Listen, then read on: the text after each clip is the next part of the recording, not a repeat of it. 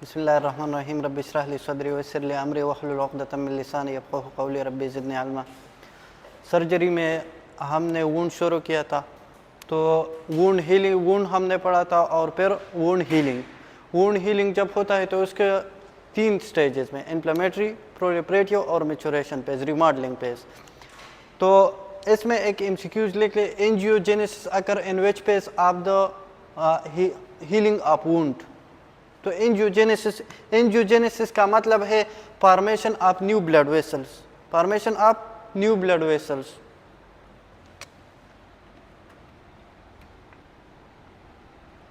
अच्छा, MCQs, angiogenesis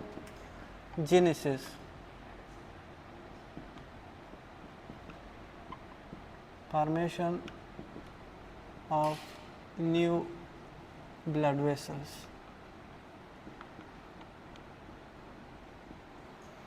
occur in which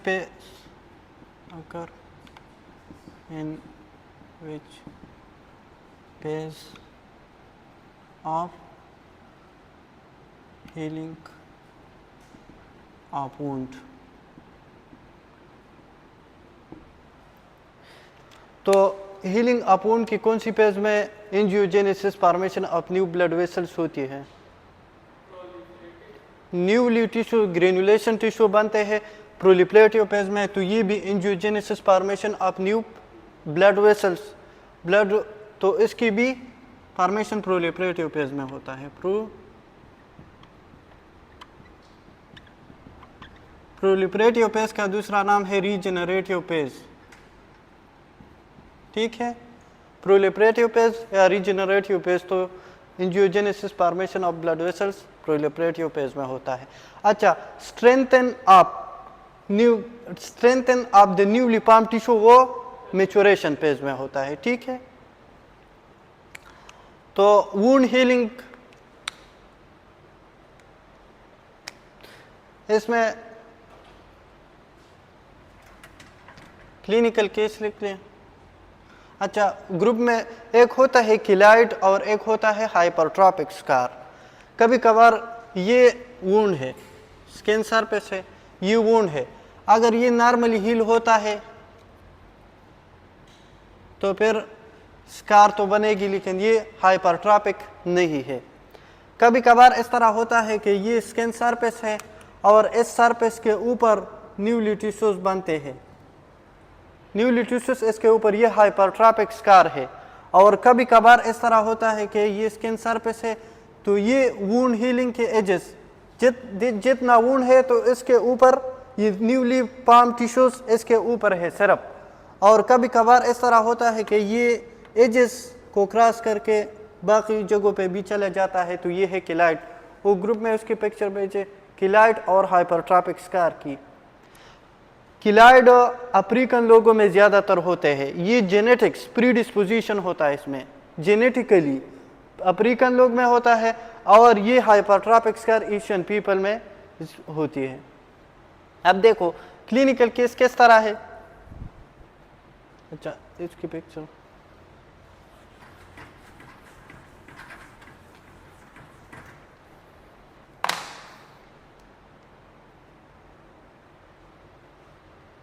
picture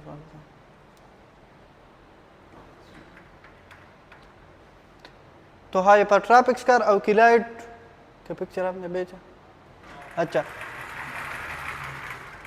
देखो clinical case इस तरह आएगा। क्लिनिकल केस, किलाइड की फॉर्मेशन कभी कभार ज़्यादातर एबनॉर्मल टिश्यू ग्रोथ होता है वुंड्स के, तो वो भी किलाइड है। उसकी ग्रुप गूगल पे सर्च करें तो डिफरेंट पिक्चर आएगी आपको। अ middle as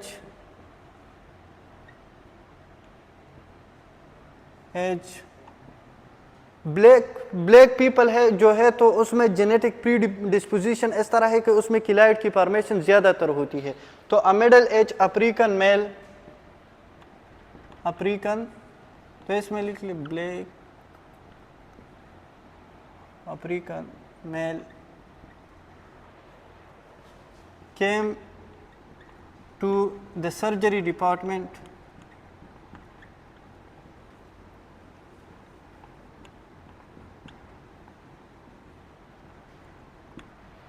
with complaint of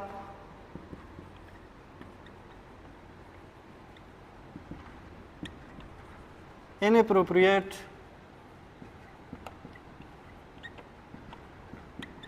wound healing.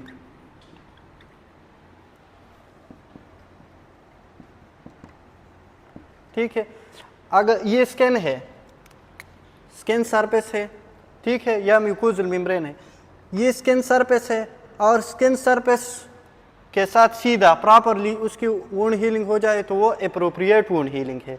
अगर ये इसकी जो टिश्यू ग्रोथ है वो अबव द सरफेस स्किन हो इस तरह, तो ये हाइपरट्रॉपिक है, लेकिन ये वुंड के ऊपर है। अगर ये दूसरे इस तरह हो जाए तो फिर ये किलाइड है, ठीक है। अगर ये बियॉन्ड द वुंड एजेस जाए तो ये किलाइड है। तो इसमें इनएप्रोप्रिएट वुंड हीलिंग है। On examination the newly grown tissue को क्या कहते हैं? Granulation tissue. The newly grown tissues are above the skin surface, above the skin surface and beyond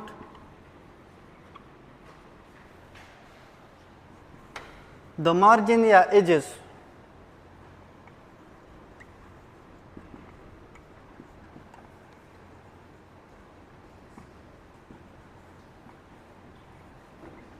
तो ये क्या है? किलाइड है या हाइपरट्रॉपिक स्कार? किलाइड। यहाँ पे newly grown tissue above the surface skin है एंड बियॉन्ड द मार्जिन्स है। अगर ये मार्जिन्स तक लिमिटेड है तो हाइपरट्रॉपिक स्कार, ठीक है। और इसके बाउंड्री तक, एजेस तक अगर लिमिटेड नहीं है, बियॉन्ड द एजेस है तो फिर किलॉइड। तो इसको कहते हैं किलॉइड फॉर्मेशन, किलॉइड फॉर्मेशन, ठीक है।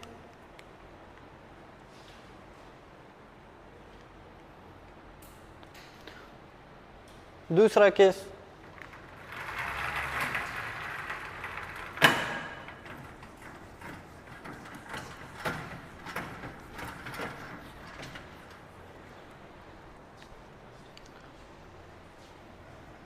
clinical case. A 32-year-old male presented with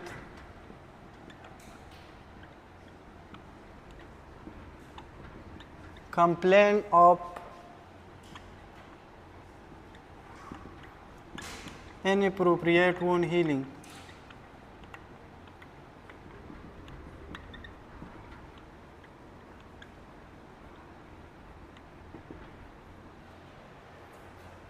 On examination,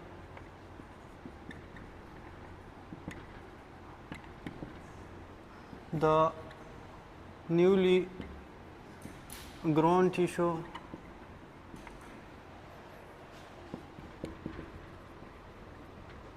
or above the surface skin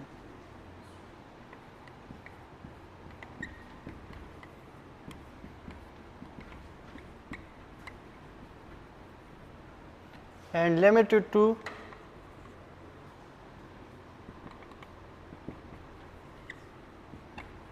wound margins. अब ये क्या है? हाइपरट्रॉपिक स्कार। सिंपल, ये वुंड एजेस तक महदूद है तो हाइपरट्रॉपिक स्कार, अगर बियॉन्ड द एजेस है तो फिर किलाइड है। तो इसमें क्या है? हाइपरट्रॉपिक स्कार। अच्छा, तो ये था दूसरा क्लिनिकल केस। अब हाइपरट्रॉपिक स्कार और किलॉइड में क्या डिफरेंस है तो वो लिख लें।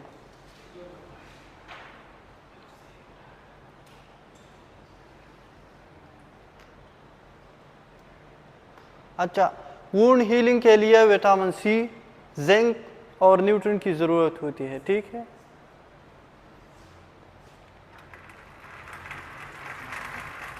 टाइप 1 कोलेजन बोन में होता है और टाइप 2 कोलेजन कार्टिलेज में होता है।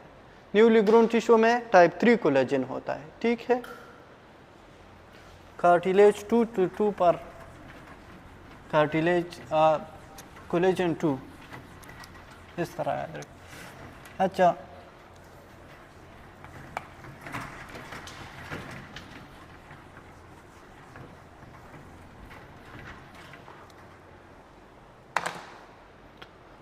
हाइपरट्रॉपिक स्कार और यहाँ पे लिख ले hypertrophic scar, trophic scar VS keloid. पहले लिख ले मार्जिन,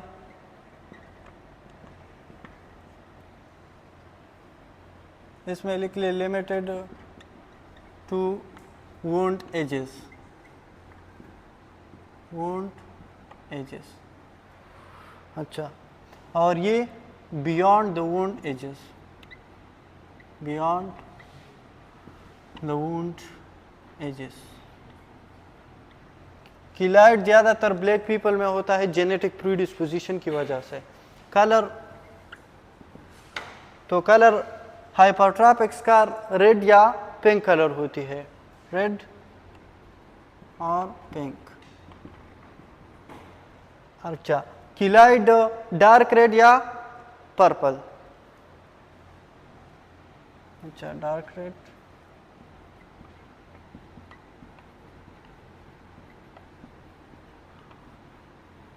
ठीक है।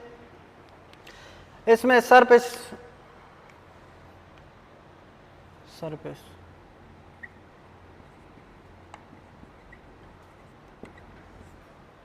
ये हाइपरट्रॉपिक स्कार रेस होती है, लेकिन वक्त के साथ साथ फिर ये प्लेटन हो जाते हैं, ठीक है। Raise but plateau over time, raised but plateau over time.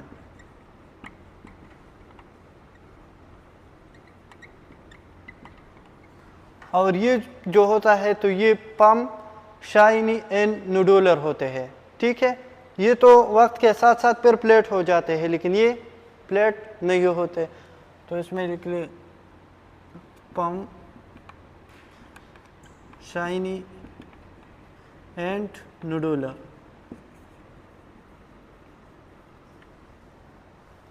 अच्छा, इसमें इचिंग और पेन लिख ले, इचिंग और पेन। हाइपरट्रॉपिक स्कार में इचिंग और पेन हो सकता है, में अकर, और इसमें अक्सर पेन होता है सवियर, तो ओपन एंड सवियर, ठीक है।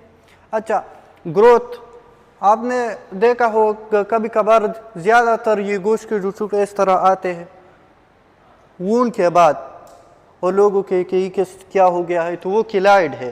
तो ये प्रोग्रेसिवली इंक्रीज होता है किलॉइड, ठीक है। और ये पहले तो ये रेस होता है, फिर इसके बाद ये प्लेटन होना शुरू कर देते हैं। जेनेटिक प्रीडिस्पोजिशन, हाँ, मिसाल के तौर पर आपने सर्जरी की, पेशेंट ने सर्जरी की, तो इंसिजन के ऊपर ज़्यादातर चांसेस है हाइपरट्रॉपिक स्कार की। जॉइंट के ऊपर जहाँ पे टेंशन एरिया है, तो वहाँ पे हाइपरट्रॉपिक एरिया की चांसेस ज़्यादा है। अच्छा, इसमें इचिंग और पेन, ग्रोथ जेनेटिक प्रीडिस्पोजिशन जिसकी हो तो उसको हो सकते हैं। हर जहम का तो पता नहीं है, कन्फर्म कर दो कभी, हो सकता है। अच्छा, ग्रोथ इसमें लिख ले इनिशियली, इसमें increase initially, rapidly increase initially, then regress slowly, ठीक है। और ये प्रोग्रेसिवली ज़्यादा होता है, प्रोग्रेसिव इसमें लिख लें, तो ग्रोथ इसमें प्रोग्रेसिव होता है। अभी हिस्टोलॉजी इसके हाइपरट्रॉपिक की क्या है, तो हाइपरट्रॉपिक स्कार में जो कोलाजन है वो कोलाजन टाइप 3 होता है, लेकिन बाद में ये टाइप 1 पे रिप्लेस होते हैं, फिर ये प्लेटन हो जाते हैं, तो टाइप 1 कोलाजन पे ये रिप्लेस होते हैं, और किलाइड में टाइप 3 कोलेजन होता है, ठीक है। अच्छा, इसके लिख लें,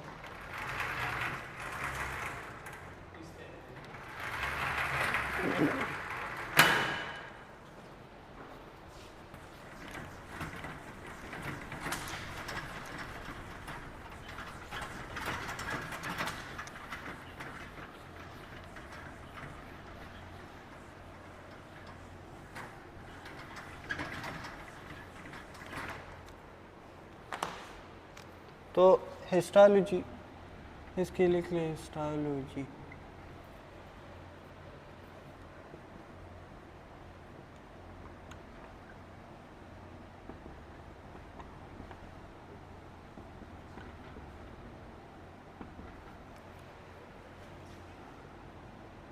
कोलाजन टाइप 3 इसमें होता है, collagen type 3, but then replaced by collagen type 1,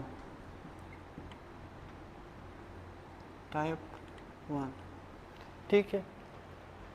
और इसमें जो कोलाजन है तो वो प्रेडोमिनेंटली कोलाजन टाइप 3 होता है,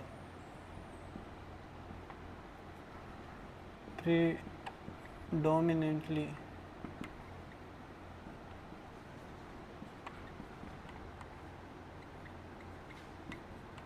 टाइप। अच्छा, इसमें जो कोलाजन है वो अरेंजमेंट एपिडर्मिस के पैरेलल होती है, कोलाजन के पैरेलल इसकी जो अरेंजमेंट है वो एपिडर्मिस के पैरेलल है, कोलाजन अरेंजमेंट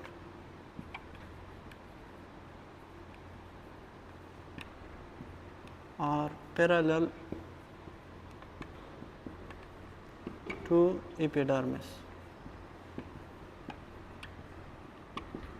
ठीक है। और इसमें डिसऑर्गेनाइज कोलाजन की अरेंजमेंट होती है, कोलाजन अरेंजमेंट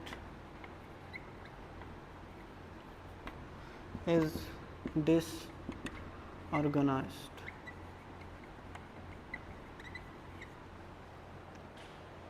ठीक। अच्छा, ट्रीटमेंट हम इसकी किस तरह करेंगे किलॉइड और हाइपरट्रॉपिक स्कार की,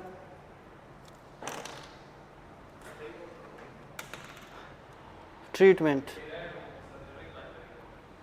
अच्छा, इसके लिए अगर हम ब्लड सप्लाई कम कर दें, ब्लड सप्लाई, तो उसके लिए वार्म कंप्रेशन या क्रायोथेरापी, क्रायो का मतलब है फ्रीजिंग, तो पहले ये इन्फ्लेमेशन है, कार्टिकोस्टेरॉइड इंजेक्शन दे दे, ट्रीटमेंट इंट्रा लेजनल, इंट्रा का मतलब है इनसाइड ऑफ लेजन, इस लेजन के इनसाइड हम इंट्रालेजनल कार्टिकोस्टेरॉइड इंजेक्शन,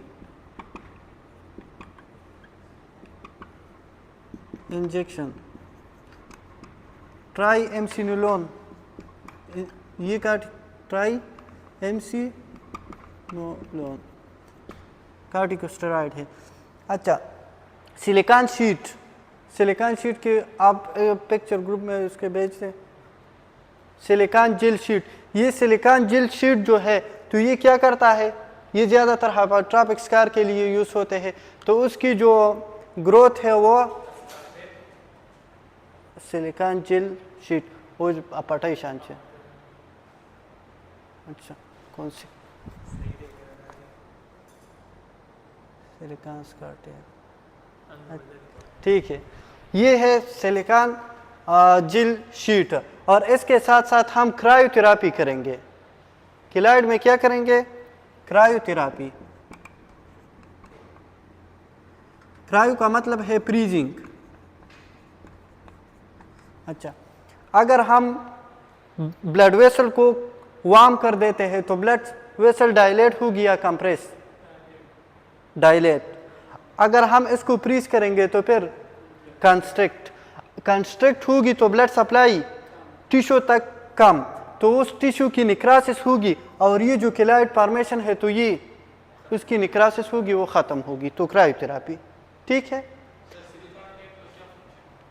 सिलिकॉन इसमें जेल है, और इसकी जो ये हाइपरट्रॉपिक स्कार के लिए ज़्यादातर होती है। तो कोलेजन की अबनॉर्मल टिश्यू ग्रोथ है तो वो उसको रोकती है। अच्छा, तो इसको प्रेशर थेरापी, इसमें क्या प्रेशर थेरापी की भी पिक्चर है। उसको जो प्रेशर गारमेंट है उसको प्रेशर थेरापी या इसमें लिख लें, उसकी भी पिक्चर ग्रुप में डाल। प्रेशर थेरापी, प्रेशर गारमेंट भेज दिया। अच्छा,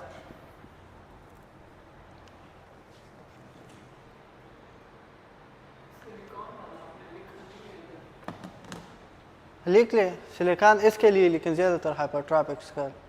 सिलिकॉन इसके लिए इसमें लिख ले सिलिकॉन जेल शीट,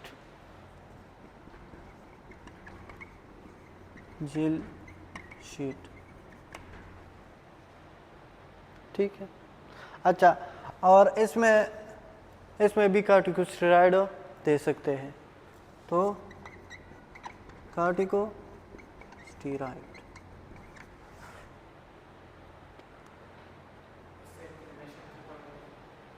इससे इन्फ्लेमेशन कॉर्टिकोस्टेरॉइड से कम होगी, ठीक है। ट्राई एमसिनोलोन।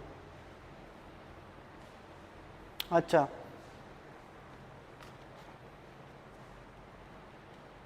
हो गया।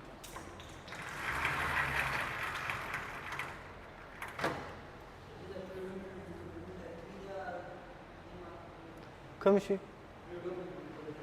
प्रीडोमिनेंट का मतलब है इसमें कोलेजन टाइप 3 होता है,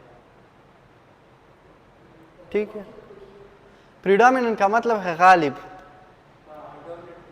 इसको उर्दू डोमिनेंट, प्रीडोमिनेंट। अच्छा, वुंड मैनेजमेंट किस तरह करेंगे तो वो देख लें। यहाँ पे तो सर्जिकल इंस्ट्रूमेंट नहीं है, बस वैसे देख लें। अच्छा, वुंड मैनेजमेंट।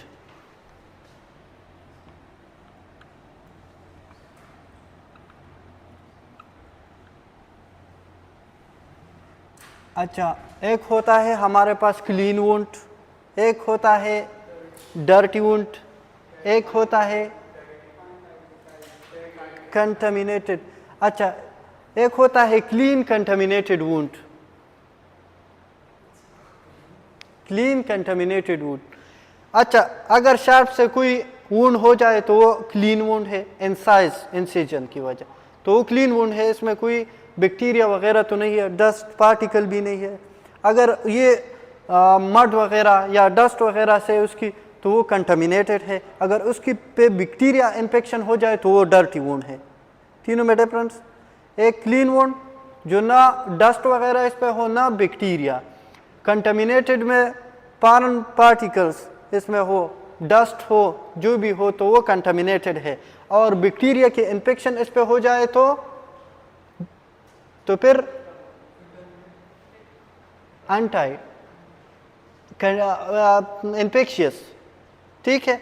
और क्लीन कंटामिनेटेड वो होता है, कभी कभार जीआईटी में, रिस्पायरेटरी ट्रैक में अगर इंसिजन हो जाए तो वो तो क्लीन वूंड है, क्लीन है, और इसमें बैक्टीरिया भी है, गट में बैक्टीरिया है, नॉर्मल फ्लोरा है, उसकी वजह से उसकी इन्फेक्शन हो सकती है, तो वो क्लीन कंटामिनेटेड वूंड कंसिडर होता है, ठीक। अच्छा, वूंड मैनेजमेंट हम किस तरह करेंगे? तो या तो प्राइमरी तरीके से या सेकेंडरी। अगर उसके दोनों एजेस हम एक दूसरे के साथ इकट्ठे कर सकते हैं तो वो और स्टिच करे तो वो प्राइमरी इंटेंशन है, नहीं कर सकते so secondary intention. Wound management में पहले हम क्या करेंगे? पहला जो स्टेप है वो क्लीनिंग है। पहला स्टेप क्लीनिंग। अच्छा, remove dirts and bacteria, remove dirts and bacteria. पहला स्टेप तो ये है क्लीनिंग। दूसरा डिब्राइडमेंट। दूसरा क्या है? डिब्राइडमेंट। डिब्राइडमेंट का मतलब क्या है? वो टिश्यू जो डैमेज है तो वो रिमूव करेंगे, तो removal of damage tissue is called debridement. यहाँ पे जख्म वूंड है तो इसकी पहले तो वो हम साफ करेंगे, जो टिश्यू डैमेज है तो वो इंस्ट्रूमेंट सीजर वगैरह से काट लेंगे, वो रिमूव करेंगे, debridement. Dead tissue, remove of dead tissue. अच्छा, तो डिब्राइडमेंट के बाद फिर क्या करेंगे? Closing, closure. अच्छा,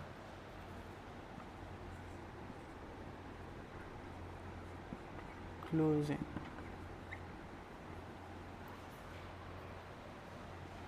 Bring the edges together and stitched। ये तीसरा स्टेप है। और इसके बाद फिर क्या करेंगे? उसके इर्द गिर्द पट्टी बांध देंगे और इसकी प्रोटेक्शन करेंगे। तो इसका स्टेप का नाम क्या है? Dressing. Dressing, protection of wound, protection of wound. तो ये चौथा स्टेप। और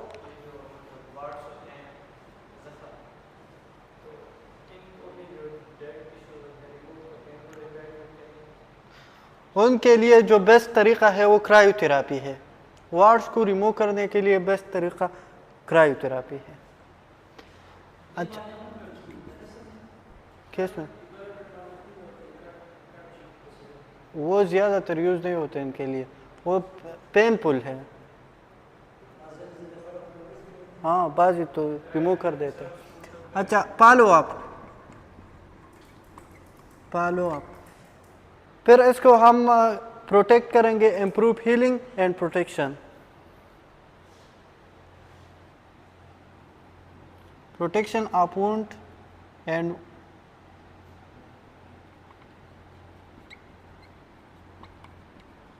वुंड हीलिंग, ठीक है। फिर हम क्या करेंगे कि ये वुंड जल्दी से ठीक हो जाए, तो इस तरह तरीके करेंगे।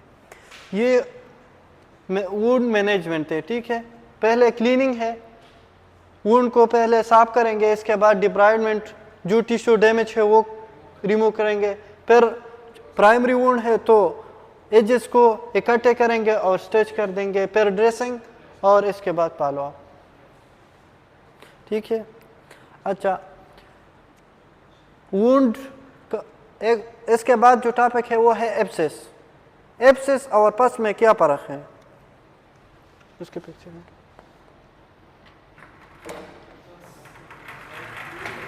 हाँ,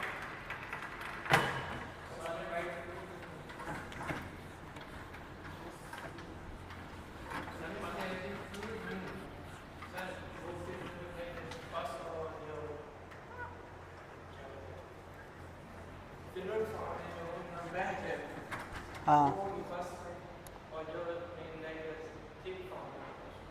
नहीं, कंसेप्ट आपका ठीक है लेकिन फिर लास्ट में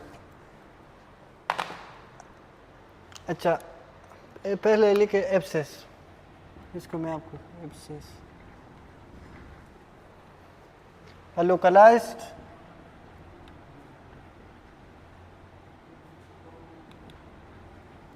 collection of pus in the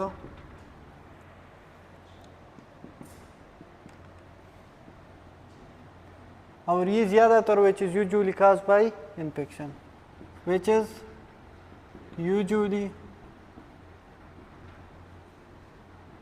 due to infection, और बगैर infection के हो सकते हैं, हो सकते हैं due to infection।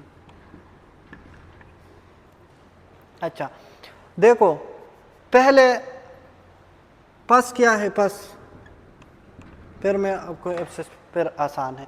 पस में होते हैं जब बैक्टीरिया अटैक करे, ठीक है, तो पहले वो क्या करेगी, इसके खिलाफ न्यूट्रोफिल आएगी। जब बैक्टीरिया एंटर हो जाए तो WBC आएगी। तो पहले इसमें पस में क्या होते हैं, डेड WBC, मोस्टली WBC यहाँ पे को न्यूट्रोफिल होगी, न्यूट्रोफिल, ठीक है। अच्छा और दूसरा ये पस किस चीज़ से बनी है, ये बैक्टीरिया और normal tissue, immune tissue WBC और नॉर्मल टिश्यू की लड़ाई की वजह से पस बनी है। अब यहाँ पे बैक्टीरिया होगी, बैक्टीरिया डेड भी होगी और लाइव बैक्टीरिया, सो डेड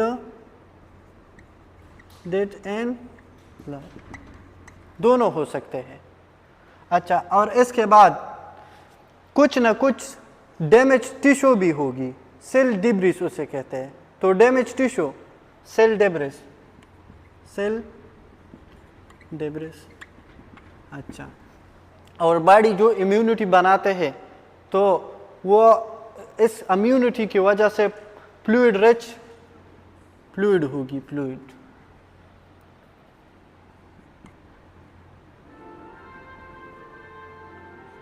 ये प्रोटीन रिच फ्लूइड है और ये बॉडी इम्यून सिस्टम की वजह से बनी है, प्रोटीन रिच फ्लूइड, सिंपल है। अच्छा पहले बैक्टीरिया ने अटैक किया तो बैक्टीरिया की वजह से न्यूट्रोफिल आ गई, न्यूट्रोफिल भी डेड, और इसके साथ साथ कुछ सेल टिश्यू डैमेज टिश्यू या dead tissue, dead tissue, body की कुछ टिश्यू की डेथ हो गई, बैक्टीरिया है, WBC है और फ्लूइड है। तो ये क्या है, पस। अब देखो ये पस इधर इस तरह है, तो ये एक जगह पे नहीं है, स्प्रेड है। अगर ये एक लोकलाइज जगह पे हो, लोकलाइज जगह पे, तो फिर ये एब्सेस है, फिर ये क्या है, एब्सेस। तो मैं इस तरह कह सकता हूँ कि पस प्लस मेम्ब्रेन, तो ये एब्सेस है। हाँ अगर पस के इर्द गिर्द हम एक लेयर को और राउंड कर दे, ठीक है, इस तरह अगर पस के इर्द गिर्द एक मेम्ब्रेन है तो फिर वो लोकलाइज होगी, एक जगह पे होगी, तो उसका नाम है एब्सेस। तो पस और एब्सेस में ये डिफरेंट है। पस नॉर्मली तो पस और एब्सेस सेम है, लेकिन अगर एक जगह पे है, एक जगह पे तब होगी जब इसके इर्द गिर्द कोई लेयर हो, तो पस मेम्ब्रेन उसको एब्सेस कहते हैं, ठीक है। अच्छा एब्सेस की सिम्टम क्या होगी, पस की, पस इन्फ्लेमेशन और एब्सेस की तो सिम्टम सेम होगी। तो किस तरह, इसके पीछे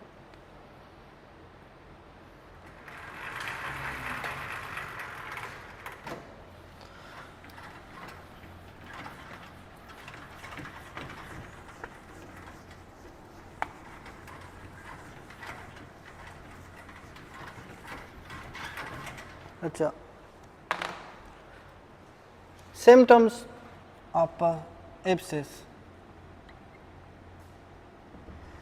सिम्टम के लिए याद रखें, ये इन्फ्लेमेशन के लिए एक स्टार इस तरह बनाए, जब इन्फ्लेमेशन हो तो दर्द होगी, तो पहला क्या, पेन,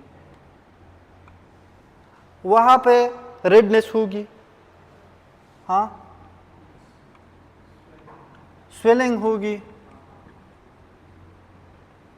और न्यूट्रोपेल और यहाँ पे पार्ट हो गई है तो उसकी वजह से हीट होगी, तो हॉट। और इसके साथ साथ अगर ये स्वेल है, पेन है, स्वेलिंग है तो लॉस ऑफ फंक्शन, फिंगर की स्वेलिंग है तो Aahista Aahista loss of function, loss of function. अच्छा, अगर पस है, अगर पस को हम टच करें तो वो सॉफ्ट होगी, और फ्लक्चुएशन, फ्लक्चुएशन का मतलब है चेंज। अच्छा, तो ये इसकी सिम्टम है। पेन, एब्सेस और इन्फ्लेमेशन की जो सिम्टम है वो मोस्टली क्या है, सेम है।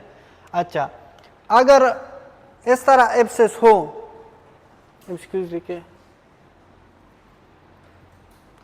The type of abscess which is asymptomatic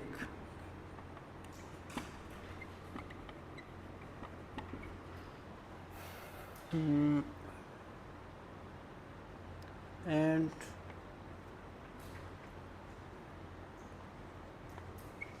occur in chronic infection,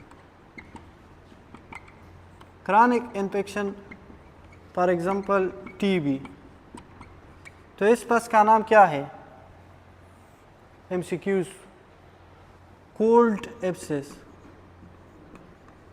अच्छा देखो, नॉर्मली एब्सेस में क्या होती है, heat.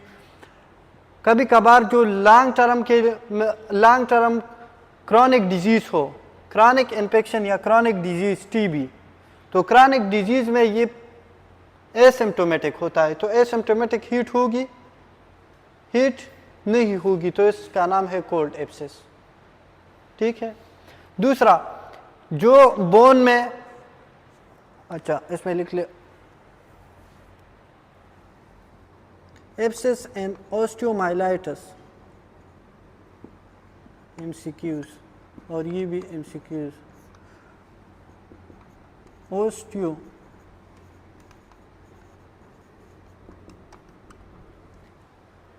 Osteomyelitis, inflammation of bone, bone and bone marrow, तो इसका नाम है ऑस्टियोमाइलाइटिस।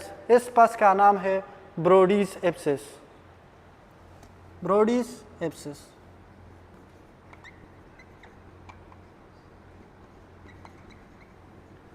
अच्छा, इसके लिए अगर मोस्ट कॉमन बोन आ जाए तो वो तो टीबिया होगी।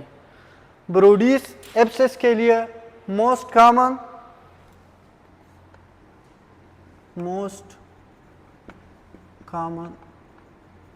बोन तो वो क्या होगी, टीबिया।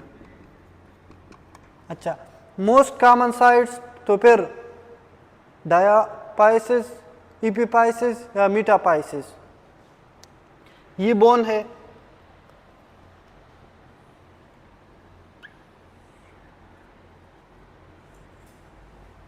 अच्छा, ये shaft of the bone, shaft of the bone is called diaphysis, इनको epipaesis कहते हैं, epipaesis। और ये यहाँ से बोन की ग्रोथ होती है मीटापाइसिस, बोन की ग्रोथ मीटापाइसिस से, तो ये क्या है, मीटापाइसिस। अच्छा, तो इसमें most common bone tibia, most common site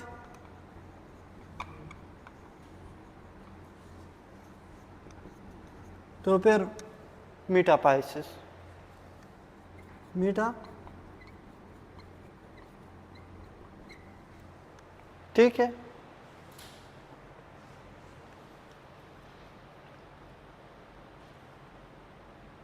अच्छा,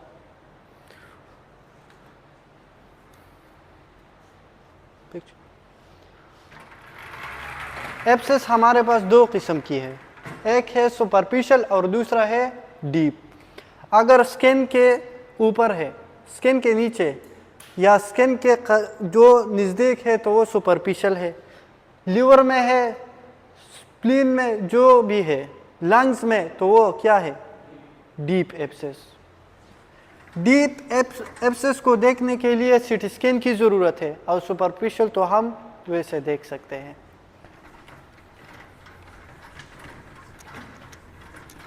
अच्छा,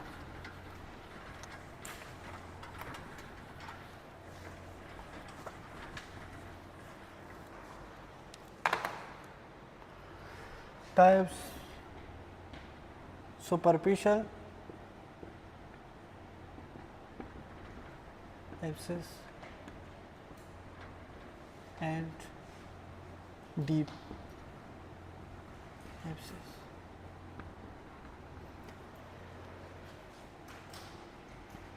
Which lies near to skin,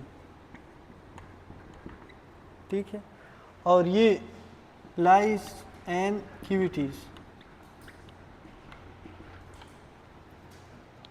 for example liver, lung abscess, तो ये हमारे पास डीप एब्सेस है। और इसमें लिख ले इट रिक्वायर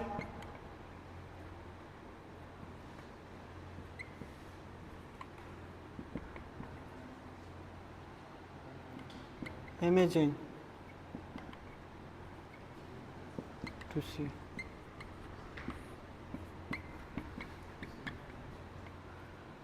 अच्छा, सीटी स्कैन, तो इसके लिए हम सीटी स्कैन यूज़ करते हैं। अब एब्सेस हमारे पास या तो एक्यूट होती है या क्रॉनिक होती है, एक पायोजेनिक होती है, एक स्टीराइल है। तो देखो, acute abscess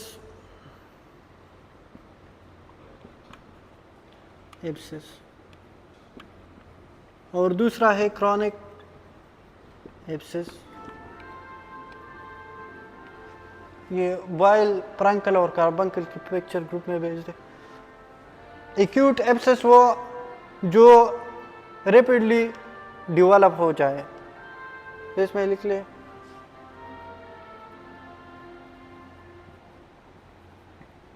rapidly develop,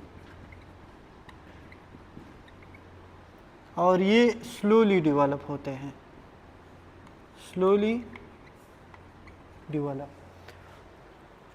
acute abscess में बाइल, BOIL, बाइल का दूसरा नाम है पैरांकल। पैरांकल ये हम इसके बाद पढ़ें। पैरांकल हेयर पॉलिकल की ग्रोथ, हेयर की ग्रोथ होती है हेयर पॉलिकल से, और हेयर पॉलिकल्स की इन्फ्लेमेशन को पैरांकल कहते हैं, बाइल, ठीक है। अच्छा, तो ये इसमें इसकी एग्जांपल क्या है, बाइल, ठीक है। एग्जांपल इसमें क्या होती है, टीबी, क्रॉनिक है तो टीबी में ये हो सकता है। दूसरा है पायोजेनिस,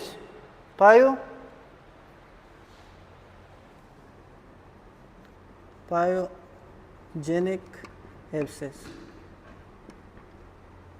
अच्छा, पायोजेनिक एब्सेस में बैक्टीरिया होती है, और बैक्टीरिया की वजह से जो पस बन जाए तो वो क्या है, पायोजेनिक, बैक्टीरिया प्रेजेंट। अच्छा, और इसमें क्या होती है, दूसरा है स्टीराइल।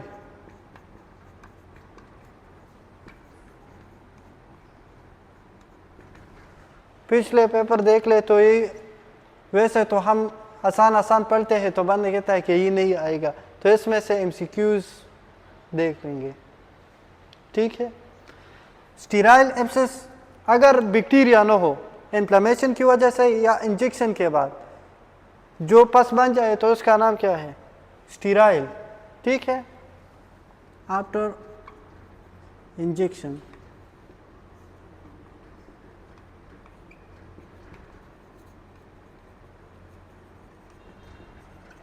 तो ये स्टीराइल एब्सेस है, ठीक है। इसमें कोई क्वेश्चन तो नहीं है। अच्छा, तो पायोजेनिक में इसमें लिख ले मोस्ट कॉमन काज। ठीक है, मोस्ट कॉमन काज आप एब्सेस, ज़्यादातर जो एब्सेस होती है वो किस चीज़ की वजह से? Staphylococcus aureus. तो स्टेफाइलोकोकस ऑरियस की वजह से होती है। पायोजेनिक में बैक्टीरिया होती है, स्टेफाइलोकोकस ऑरियस ज़्यादातर कराता है। अच्छा,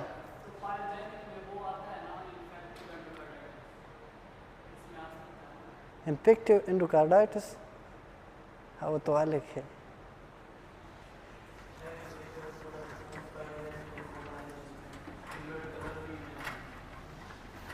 मतलब ग्रीनिश सुडोमोनास एरोजिनोसा में होती है। पायोजीन, यस, पायोजेनिक मतलब पस फॉर्मेशन, पस फॉर्मेशन की बस आप देख ले। पायोजेनिक हो जिसमें बैक्टीरिया हो।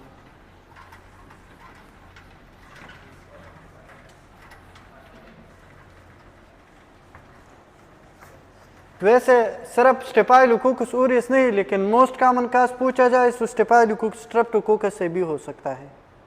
हाँ, स्टेफाइलोकोकस मोस्ट कॉमन काज, मैंने आपको बताया कि ये मोस्ट कॉमन काज। अच्छा, लिख ले बाइल। बाइल को पारंकल भी कहते हैं।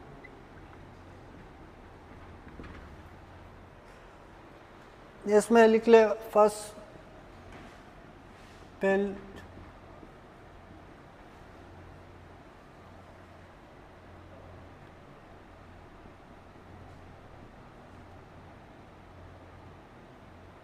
First pale infection of hair follicle.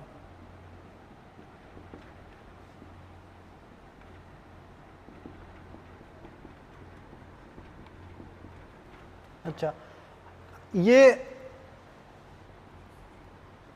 Air follicle है और एयर फॉलिकल से एयर की ग्रोथ होती है।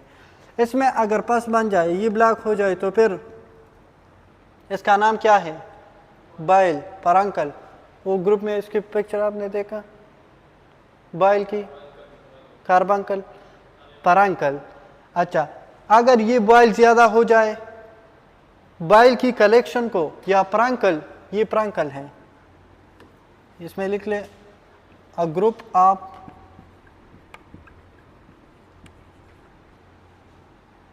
bile, collected bile,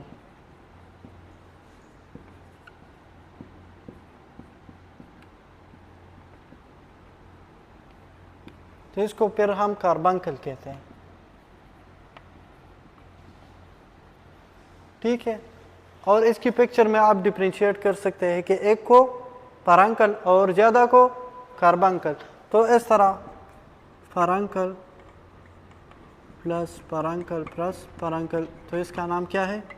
carbuncle. ठीक है, most common cause of carbuncle या पारंकल कार्बंकल दोनों, मोस्ट कॉमन पैथोजन कार्बंकल, तो वो कौन से हैं? Step Orius.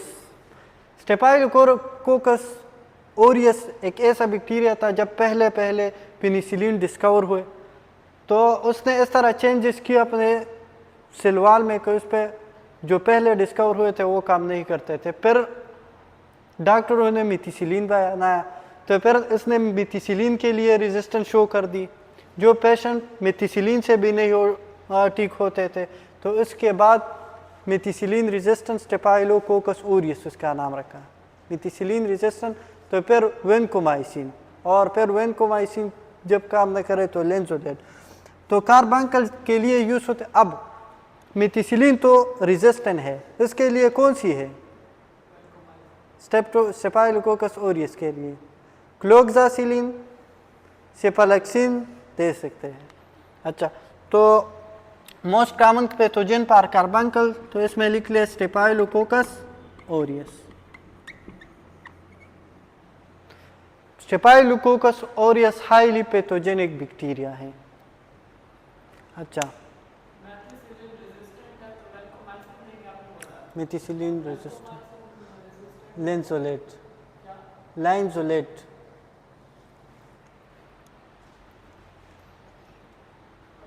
अच्छा,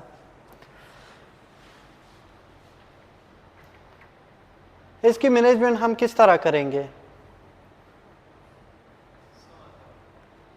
मतलब बाइल के पेशेंट आया है, प्रांकल है, उसको कार्बंकल है, तो किस तरह ट्रीटमेंट किस तरह करेंगे? या वैसे देखेंगे?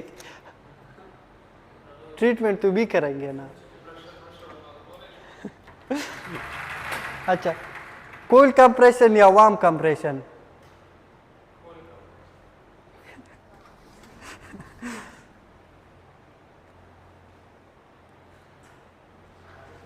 अच्छा,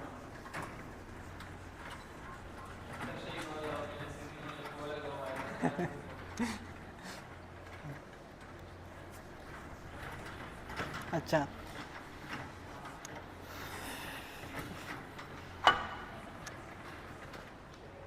पहले अगर इसकी हम वार्म कंप्रेशन करें, जो बाइल है तो वो ऊपर की तरफ आ जाएगी और नेचुरली ड्रेन होगी।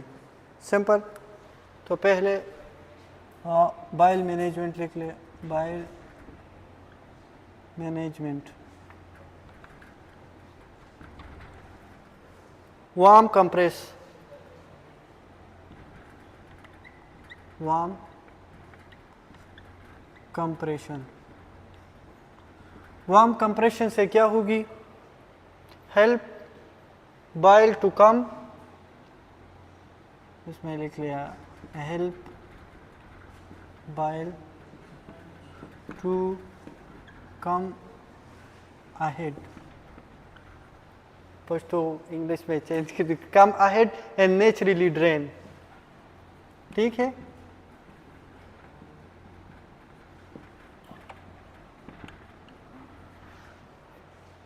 अच्छा, इसके लिए अगर ये इससे ठीक नहीं हुआ, वार्म कंप्रेशन से खुद बहुत ऊपर की तरफ नहीं आता है ये पस, तो फिर हम क्या करेंगे? इंसिजन और ड्रेनेज, इंसिजन कट लगाएंगे और जो पस है तो वो ड्रेन करेंगे। तो इंसिजन एंड ड्रेनेज। इसके लिए शॉर्ट फॉर्म आईडी यूज होते हैं। ठीक है। तीसरा, इसमें और क्या देंगे? एंटीबायोटिक्स। कौन सी एंटीबायोटिक्स? एंटीबायोटिक्स देंगे, यस, क्लोक्सासिलिन एक्सेट्रा, क्लोक्सासिलिन, सेफालेक्सिन। सेफालेक्सिन क्या है?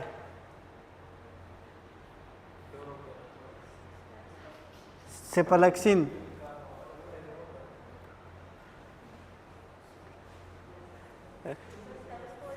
हाँ, सेफालोस्पोरिन। ठीक, सेप आता है तो बस सेफालोस्पोरिन, और इसमें सिलिन लास्ट में। एमॉक्सिसिलिन क्या है? पेनिसिलिन।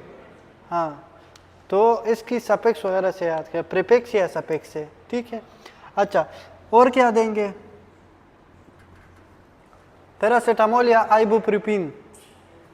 टू, इसमें इन्फ्लेमेशन है तो पेन है, इन्फ्लेमेशन है तो पैरासीटामोल या आइबुप्रोफेन। ये एनसेड है, तो इसको पेन को कम करने के लिए हम ये देंगे। और इसके साथ साथ गुड हाइजीन, दोबारा कोई इन्फेक्शन ना हो जाए, तो गुड हाइजीन। ठीक है।